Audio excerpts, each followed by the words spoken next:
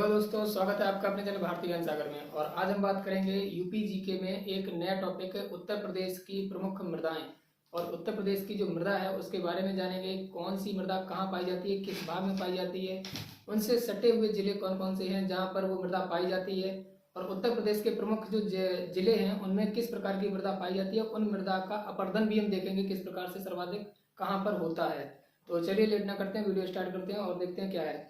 तो जैसा कि आप देख पा रहे होंगे उत्तर प्रदेश की मृदाएं, ठीक है, उत्तर प्रदेश की मृदा, ये चैप्टर का नाम है उत्तर प्रदेश की मृदा। वैसे तो चैप्टर बहुत लेंथी और बड़ा है और आपको मैं कोशिश करूंगा ये कम समय में पूरी जानकारी यहाँ पे मिल जाए। बात करते हैं उत्तर प्रदेश के कुल 6 भागों में विभाजित है ये मृदा के अनुसार। अगर हम देखते हैं वैसे तो मृदा समूह क्षेत्र की अगर हम बात करें तो ये टोटल 8 भाग है। मृदा समूह क्षेत्र की अगर हम बात करते हैं उत्तर प्रदेश के तो टोटल 8 भाग है। कितने भाग हैं? 8 भाग है। लेकिन कुल भागों की अगर संख्या बात करें तो विभाजित की गई है वो 6 भागों में विभाजित है मुख्यतः। जैसे कि ये भाबर, तराई, जलोढ़, विंध्य मृदाएं और बुंदेलखंडी और अरावली मृदाएं, ठीक है। अब जो 8 समूह क्षेत्र में विभाजित की गई है उन समूह क्षेत्रों के अनुसार अगर हम बात करते हैं तो उनमें देखते हैं कि कई प्रकार की मृदाएं हैं जो सेम है लेकिन उनके थोड़ा थोड़ा रूप अलग है, इसलिए उनको अलग अलग नाम से जाना जाता है। इस प्रकार से वो 8 प्रकार की हो जाती हैं।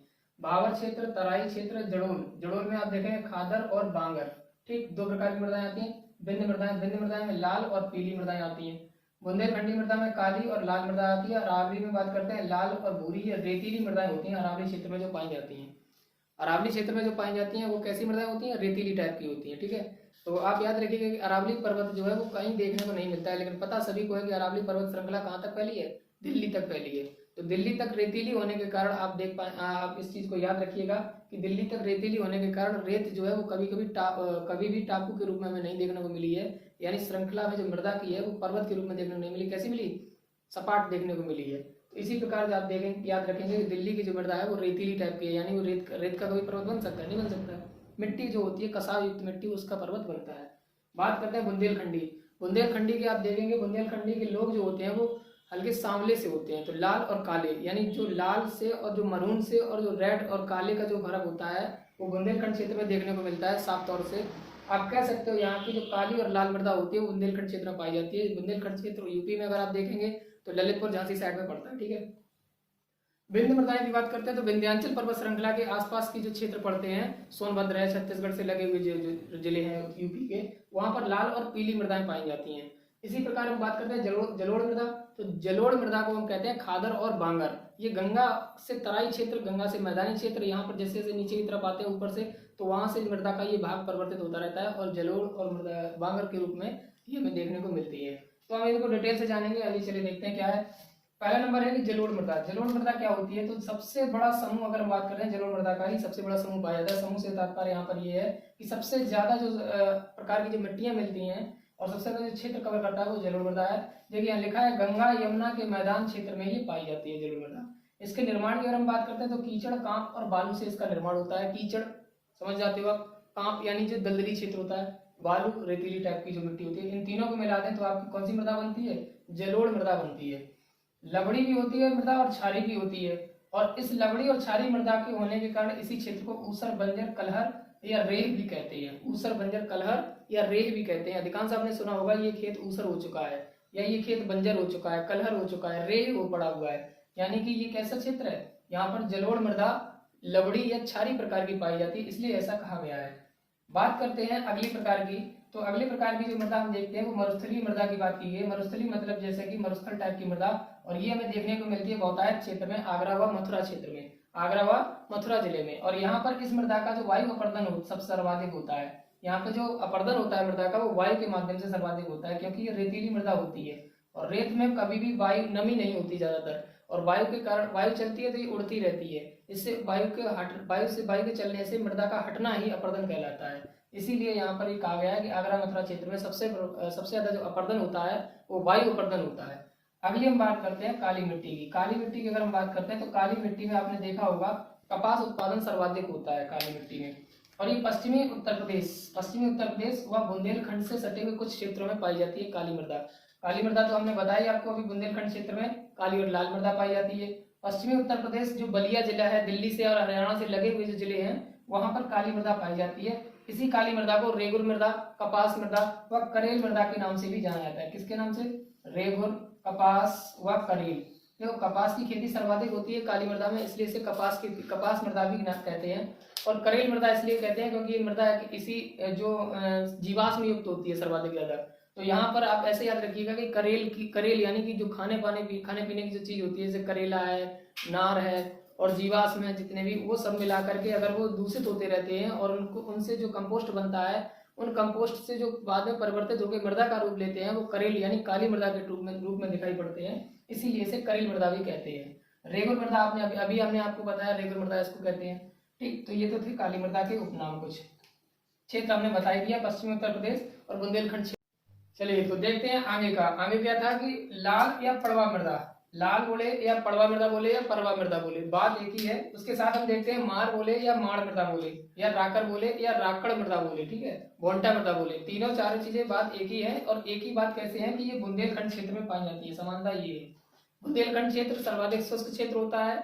इनमें कहीं ना कहीं बलुई मात्रा ज्यादा पाई जाती है, बलुई रेतीली जो मृदा होती है उसकी मात्रा ज्यादा पाई जाती है। और ये जो रेतीली मृदा होती है, ये आपने आपको बताया कि मृदा अपरदन से सबसे ज्यादा अपरदन होती है, सॉरी वायु से अपरदन सबसे ज्यादा होती है रेतीली मृदा का। बात करते हैं कि यूपी में सर्वाधिक मृदा जो अपरदन होता है वो किसके माध्यम से होता है, तो आपको बताना है जल। और जल अपरदन सबसे ज्यादा इसके लिए प्रभावकारी है आपकी अवनालिका अपरदन, जो कि आपके चंबल नदी के आसपास ज्यादा देखने को मिलता है। इसी कारण से चंबल नदी के आसपास सबसे ज्यादा बीहड़ देखने को मिलती है। बीहड़ की अगर हम बात करते हैं, यूपी के दो जिले पड़ते हैं, एक आगरा और दूसरा आपका इटावा। तो आगरा और इटावा ये दो जिले हैं जहां पर हम देखते हैं अवनालिका अपरदन सबसे ज्यादा हमें देखने को मिलता है। एक तो इटावा है, दूसरा हमारा आगरा है। तो ये सबसे ज्यादा पड़ता है चंबल नदी के आसपास, और चंबल नदी में ये आसपास अवनालिका अपरदन होने के कारण ही बीहड़ जो होता है वहां पे पड़ता है। उसके साथ हम बात करते हैं आगे की भावर क्षेत्र की मृदाएं। जो भावर क्षेत्र की मृदाएं होती हैं वो सहारनपुर और बिजनौर के पश्चिमी भाग में पाई जाती हैं। सहारनपुर और बिजनौर के पश्चिमी भाग में पाई जाती हैं। सहारनपुर ऊपर से आएंगे और बिजनौर इधर बगल से निकलता हुआ आया है। बिजनौर से आपको बताना है कौन सी नदी प्रवेश करती है उत्तर प्रदेश में, ठीक है। भावर क्षेत्र की मृदाएं और सहारनपुर और बिजनौर से क्षेत्र में जो पाई जाती हैं। दूसरा हम बात करते हैं तराई क्षेत्र की मृदा। तराई क्षेत्र की मृदा की बात करें भावर के जस्ट दक्षिण में, भावर के जस्ट दक्षिण में, दक्षिण की तरह नीचे की साइड में, तो आपको नीचे की साइड में क्या देखने को मिलेगा, तराई क्षेत्र। तराई मृदा को मोटे तौर पर दोमट मृदा भी कहा जाता है। कौन सी मृदा कहा जाता है, दोमट मृदा। तो आपको याद रखिएगा, पूछ लेगा तराई मृदा का उपनाम बताइए या दूसरा नाम बताइए, तो आपको दोमट मृदा बताना है यहाँ पे नाम।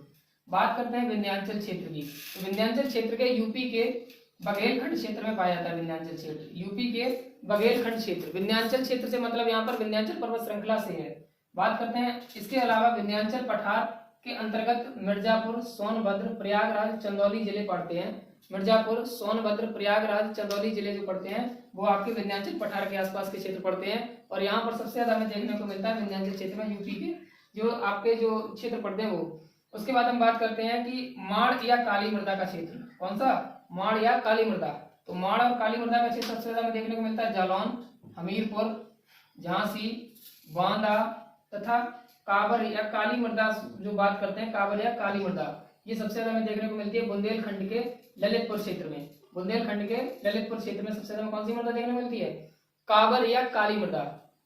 बांदा, जालौन और हमीरपुर, बांदा, जालौन और हमीरपुर में भी ये काली मृदा देखने को मिलती है। इसके अंतर्गत हम बात करते हैं यूपी में लवड़ी और क्षारीय भूमि के अंतर्गत, यूपी में लवड़ी और क्षारीय भूमि के अंतर्गत 12.95 लाख हेक्टेयर क्षेत्र, इसका 12.95 लाख हेक्टेयर क्षेत्र सर्वाधिक सबसे ज्यादा क्षेत्र जो है वो सबसे ज्यादा क्षेत्र लवड़ी और क्षारीय मृदा से ग्रसित है यानी क्षेत्रफल में। और वो क्षेत्र कौन कौन सा है, तो आप याद रखिएगा अलीगढ़, आगरा, मैनपुरी, इटावा, कानपुर, उन्नाव, रायबरेली और लखनऊ। तो इटावा, आगरा, मैनपुरी, कानपुर, रायबरेली, उन्नाव ये सब कैसे है, लवड़ी व क्षारीय मृदा के क्षेत्र में पाए जाते हैं। 12.95 लाख हेक्टेयर क्षेत्रफल ये घेरे हुए हैं, लवड़ी क्षारीय मृदा का क्षेत्र पाया जाता है यहाँ पर।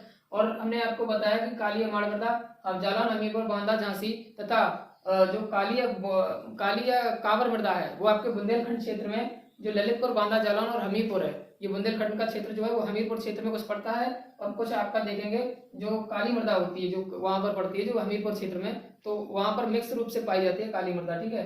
बात करते हैं तराई क्षेत्र की मृदा। तो भावर के दक्षिण में पड़ती है तराई क्षेत्र और भावर के उत्तर में पड़ती है कौन सी, सहारनपुर और बिजनौर के पश्चिम भाग में पड़ता है कौन सा, भावर क्षेत्र। उसके बाद लाल, पड़वा, परवा, माड़ या फिर राकर या राकड़ और बोले तो भोंटा मृदा, ये हमने बताई थी आपको बुंदेलखंड क्षेत्र में पड़ती है। इसके बाद हमने बताई थी काली मृदा, तो उत्तर प्रदेश के पश्चिमी क्षेत्र बलिया, उत्तर प्रदेश पश्चिमी क्षेत्र क्या है, इधर शामली साइड में, शामली बोले तो दिल्ली और हरियाणा क्षेत्र से जो लगा हुआ क्षेत्र है वो रेगुर, कपास और करेल मृदा पाई जाती है, इसी उपनाम है काली मृदा के। अगर हम बात करते हैं कि मरुस्थलीय मृदा की बात करते हैं, तो मरुस्थलीय मृदा में हम देखते हैं तो मथुरा और आगरा टॉप 1 पर है मरुस्थलीय मृदा में, और वायु अपरदन यहाँ पर सर्वाधिक होता है मरुस्थलीय मृदा में। ऊसर बंजर करेल कहते हैं किसको, लवड़िया क्षारीय मृदा को, जो मृदाएं जो मिलती हैं जलोढ़ मृदा, ठीक, सर्वाधिक भूभाग जलोढ़ मृदा में पाया जाता है।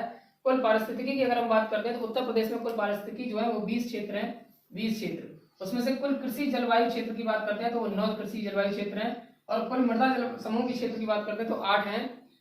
लेकिन कुल मृदा के भाग की अगर हम बात करते हैं वो 6 भाग आपको बताने हैं। कौन कौन से भाग, तराई जलोढ़, विंध्याचल, बुंदेलखंडी और अरावली मृदाएं। तो ये थी आपकी मृदा से संबंधित मोस्ट इंपोर्टेंट जानकारी जो उत्तर प्रदेश से रिलेटेड थी। आगे किसी भी अन्य टॉपिक पर यदि आपको वीडियो चाहिए हो तो कमेंट बॉक्स में कमेंट करिएगा, और मिलते हैं किसी नेक्स्ट वीडियो में। तब तक के लिए जुड़े रहिए चैनल पे, और मिलते हैं किसी नेक्स्ट वीडियो में। टाटा, धन्यवाद, जय हिंद, वंदे मातरम।